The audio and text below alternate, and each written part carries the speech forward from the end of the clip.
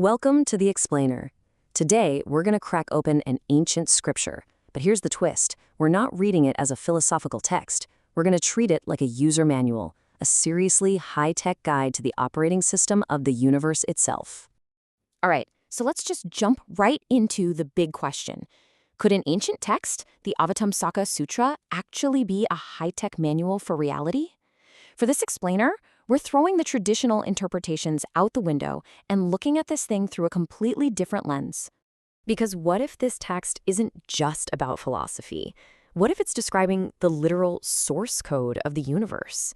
We're going to explore its ideas as a kind of cosmic operating system, what the source calls the Dharma Realm OS. So what does this cosmic OS even look like? Let's start with a system overview. The text breaks it all down into three core, totally interconnected parts. Think of it just like a computer. First up, you need the root key to get admin access. That's something called the Bodhi mind. Then you've got the core engine, Samadhi, which is like this insane multi-threaded cosmic processor. And finally, the display, and this is wild, is your own mind. It's the ultimate projection system that renders everything.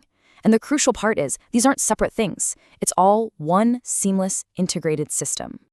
So how do we log in? Well, first things first, we've got to talk about the system's root key.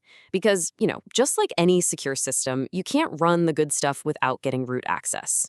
The text calls this root key Bodhi mind. Now, traditionally, that's understood as this big aspiration to achieve enlightenment, to help everybody out. But in our OS model, this isn't just some nice, fuzzy thought.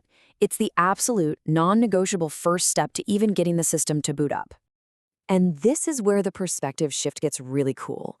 From a traditional view, it's a profound wish. But from the system view, generating this Bodhi mind is the startup state. It's not about wanting to turn the system on, it is the act of hitting the power button. And get this, the second you enter that startup state, you're not just making a promise. You're automatically unlocking all the core features of the entire system. Suddenly, you've got the ability to influence reality, the power to see what's really going on, and the juice to actually get things done. It's like firing up a brand new computer and finding all the premium pro-level software is already installed and running perfectly. Okay, so we've got root access, we are logged in. Now what? What does the actual core architecture of this whole cosmic OS look like? This brings us to another huge reframing. The text suggests that bodhisattvas are not just enlightened people walking around. No, it's way more fundamental than that. They are the foundational infrastructure of the universe itself. And the source uses these incredible metaphors to explain it. Bodhisattvas are the support systems, the foundation, the power grid, the illumination, the navigation system. So, in our tech analogy, they're not just advanced users. They are the network layer, the power supply, and the core security protocols that make reality even possible. And of course, any good OS needs a way to communicate, right? Well, this system has one. It's called Dharani. Traditionally, it's seen as a mystical chant, but in our model, think of it as a universal language model, a cosmic LLM that can parse and translate any meaning across any species in any dimension. All right. Now we get to a major system upgrade. This is where a master in the text, an elder named GMO, introduces what you can only call the ultimate projection technology. And it all boils down to this one earth-shattering line. All Buddhas that are seen are from one's own mind. Seriously, let that sink in. This one idea changes the entire game. It's saying that what we see out there isn't really out there at all.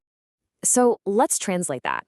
In our modern terms, it means the world, time, every person you meet, the whole shebang, it's all a render. And your mind is the graphics engine. Everything you perceive is just a projection, a rendering of your own consciousness. Now, to make sure this doesn't sound too abstract, the text gives us 4 really powerful analogies. It says reality is like a dream, it has no real substance. It's like a shadow, right? It needs certain conditions just to appear. It's like an illusion. You can see it, but you can't grab it. And it's like an echo. It just appears without any physical thing creating it. So, if our mind is the rendering engine, what's the next level up? This is where another master, Monkai Zhuang, comes in and basically shows us what full-on God mode looks like. See, he doesn't just perceive or project a world that's already there. The text describes him as actively generating reality from his own being. This is the huge leap, right? It's moving from being a user who just renders the world to being a developer who is literally writing and creating it. It's incredible. The source says he enters this deep state of samadhi, and his physical body becomes a universe generation engine. Different parts of his body literally generate different layers of reality. So his feet create systems of generosity, his knees create social order, all the way up to the crown of his head, which generates an entire, complete Buddha system. He becomes a living world builder. So, the ultimate takeaway from this ancient manual is this profound shift in our goal. It's not about trying to enter some perfect world out there. The real goal is to awaken as the mind that generates that world in the first place. And that leaves us with one final, pretty provocative thought. If the world really is a projection, and your mind is the engine, what kind of world is your mind projecting right here, right now?